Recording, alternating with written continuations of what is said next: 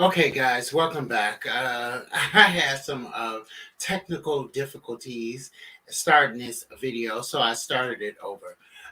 We are going to talk about this story that's very tragic.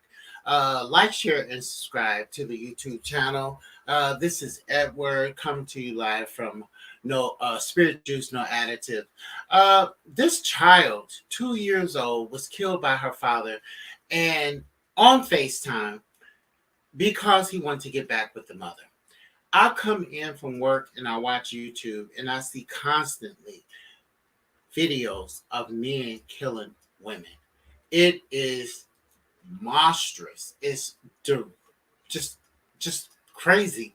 And I wonder, how do we get here?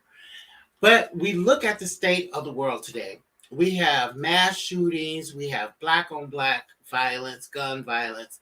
I mean, people with guns are killing everybody. So it's just unimaginable that someone would have so much hate in their heart. And this is where it stems from. So much hate in their heart that they want to exact revenge on the person that they love. And they would kill their own loved ones, the most vulnerable of them all, the children, to get back at the wife for perceived, not known, perceived cheating.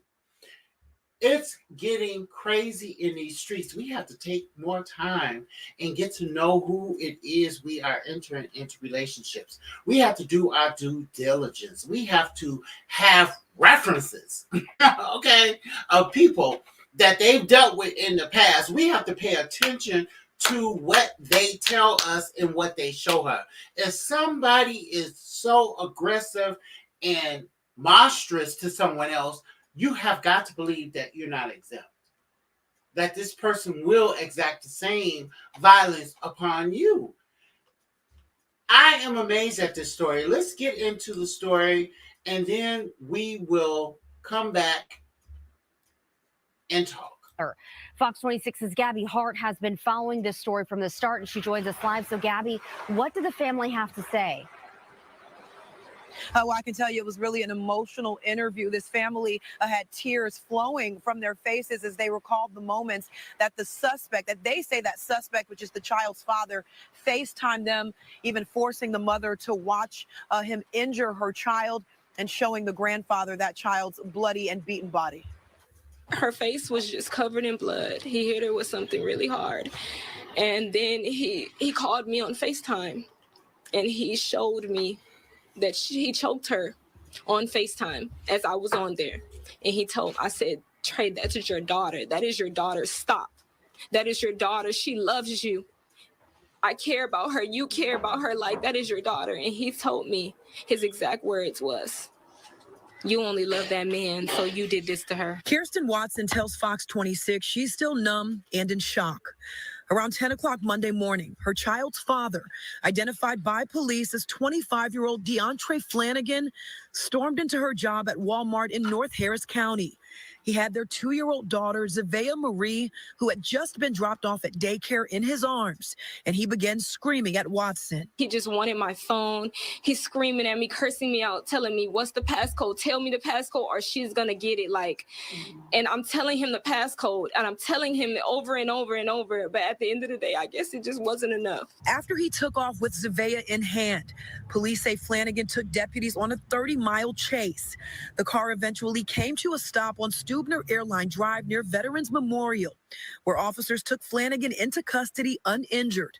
But little Zavea required CPR until Life Flight arrived. She died at the hospital. She was just such a happy baby, and I just know she's at peace. Watson says in the week leading up to this incident, she had to contact police on 3 different occasions about Flanagan, but she was told there was nothing they could do. The first day he took my child, like I was giving her a bath in the tub. He stormed in and he took her like out the tub. She wasn't even dressed. And he just took her out the house and drove away in a car. We've been going our separate ways. And I let him be, but he couldn't let me be. He couldn't let me be happy. He couldn't let me move on with my life. This family now sharing their story hoping it helps someone else. And I wonder about how many other Zaveas is around the world right now, around the United States right now, that's having the same problem.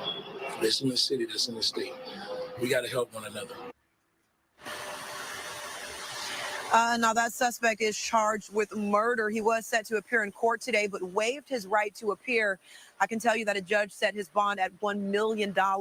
As for this family, they do have a fundraiser set up to help with funeral expenses. You can head over to my Facebook and Twitter pages, Gabby Hart News, for more information on that. Of course, we will stay on top of this story and bring you all of your updates right here. For now, I'm live in downtown Houston. Gabby Hart, Fox 26 News. So there we have it, folks. We have a situation where a man took his 2-year-old child away from daycare after the mother dropped the child off. Get breaking news from Houston and the world delivered right. And he came in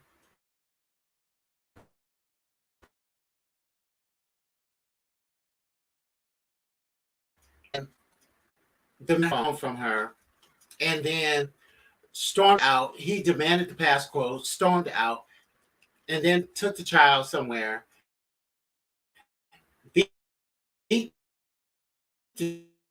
On Facebook and on FaceTime and choking her and face bloody, and then went up, she was cheating on him.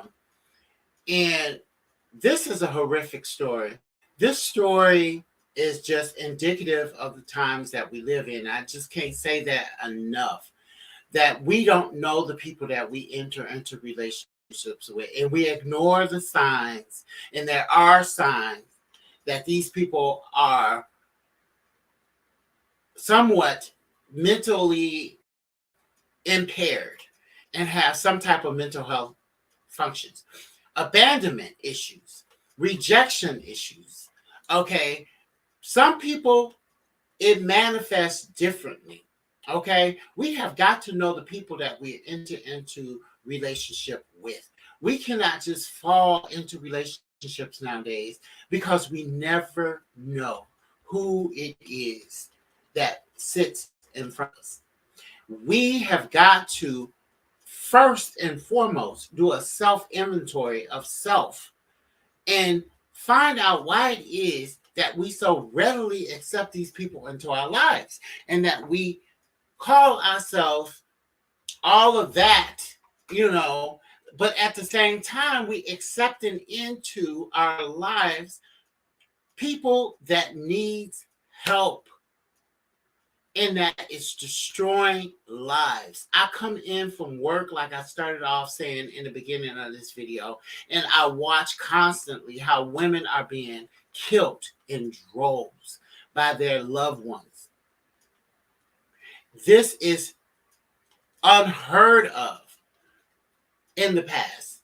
I mean, we had always had domestic violence, but not to the level of murder and gun violence and stabbings and killing the way we do. Every day there's a new story or stories of domestic violence. You would think wouldn't be still facing this problem, but we are.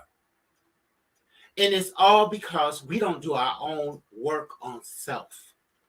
We have got to determine who we are before we enter into a relationship, because all that is going to yield, taking dysfunction into dysfunction, is disaster. This woman left this man and he cannot let her go because he had his own rejection and abandonment issues. And that's where it stems from, abandonment issues and rejection.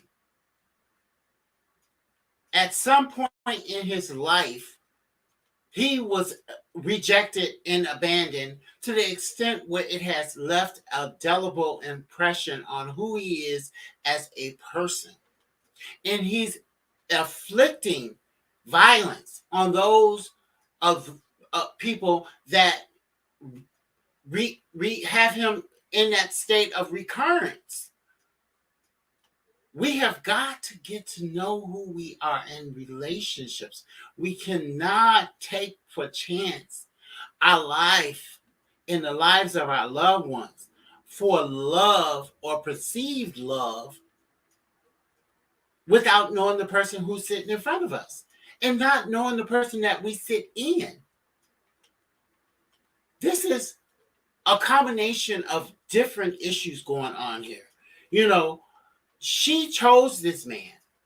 And before she go into another relationship, she has got to do her work.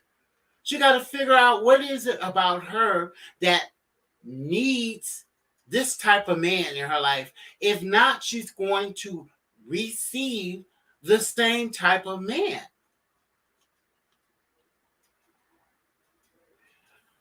This is horrific, guys, and this is one story that just left a very indelible impression upon me because it involves a child that didn't ask to be here, a child that didn't ask for this chaos and craziness to be going on in and around her. And now she's dead. And from every death, I think we learn something. And what we learn from this situation is that it's not the other person in the relationship. It's always us. We can point the finger at them and they can be accountable for their actions, but we have to determine why it is this person is in my life wreaking this type of havoc. And to prevent this from happening again, we have got to decipher who it is we are and who we bring to a relationship. It's always point the finger at self. We claim to know these people. I don't know what we're talking about in the courting stage. Are we talking about real life stuff, or are we talking about the birds and the bees and the honey and the trees? I mean, what are we talking about? I'm trying to find out who you are. Are you a mass murderer? Do you have mental health issues? Do you make it a habit of beating women? Are you a stand-up guy that takes care of family? Are you even interested in having a family? This is very serious, people. We're going to do more stories about this, but I'm not going to keep you too long. It's already been 13 minutes. I love you guys. Like, share, and subscribe to the channel. Holla.